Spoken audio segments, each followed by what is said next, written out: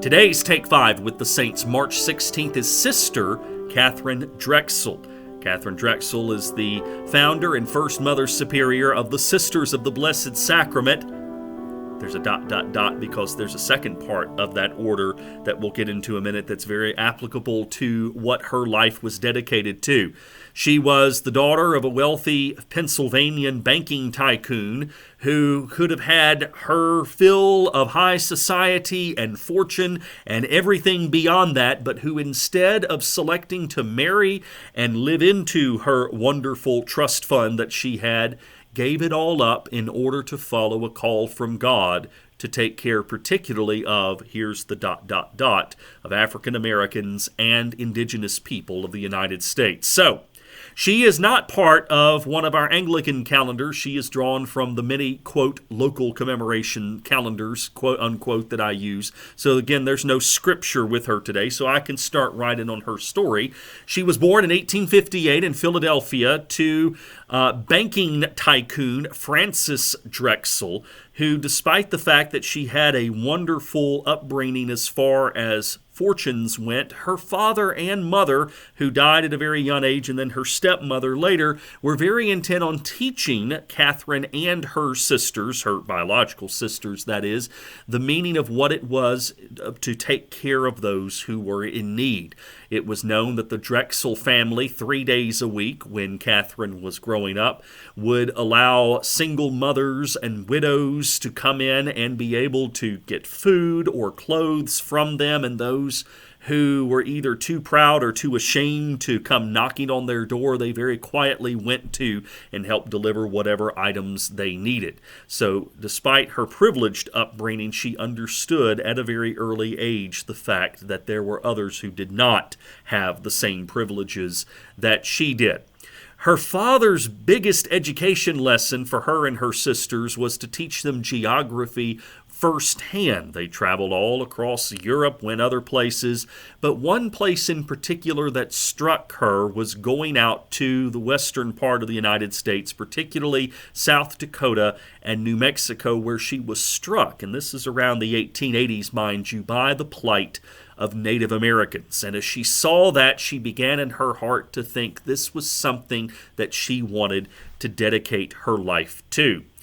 Her father died, and upon that, around that time, she was faced with the dilemma. She either could marry someone to inherit all of her fortune, or it would just simply sit in a fund for her to figure out what she wanted to do. But there were a variety of options to her.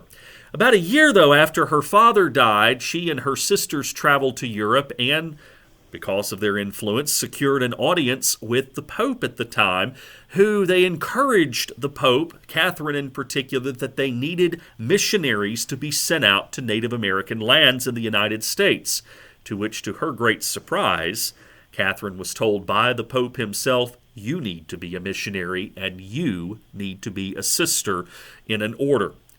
So very shortly after returning to the States, she shocked Philadelphia high society by saying that she, instead of wanting to inherit her fortune, was going to give it up in order to become a nun. She went through her training and vows, and in 1891 founded the order called the Sisters of the Blessed Sacrament of Indians and colored people. She also took a very serious charge to the plight of African Americans during that time in Philadelphia and in other places where she traveled. So her order became one that, while it was based out of Philadelphia, began branching out and providing assistance to Native Americans and African Americans across the country. She established a school in Ohio.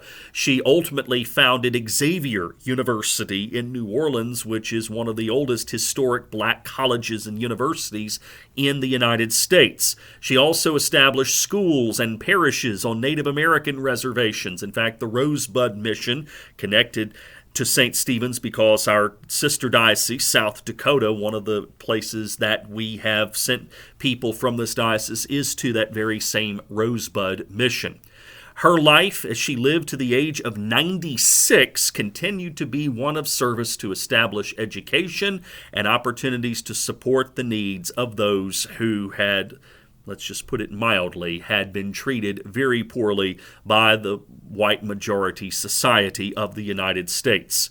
Her influence was so profound upon those not only whom she served, but those who served with her, who were so touched by her great compassion and deep devotion to those she saw in need and wanted to help, that she became only the second American to be canonized as a saint by the Roman Catholic Church in 2000.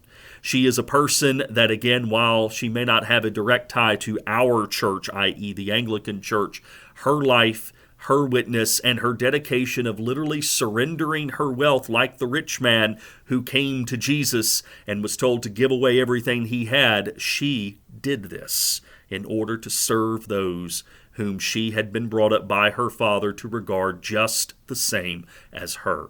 And on this day, we are thankful for the life of Sister Katharine Drexel and for her order, the Sisters of the Blessed Sacrament, which continues to work helping African Americans and Native Americans to this day.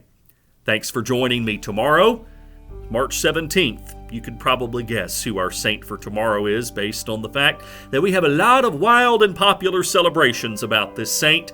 Tune in tomorrow as I will tell you the story behind the real St. Patrick and not the caricature that we've made his holiday out to be here in the United States. Look forward to seeing you then. Take care.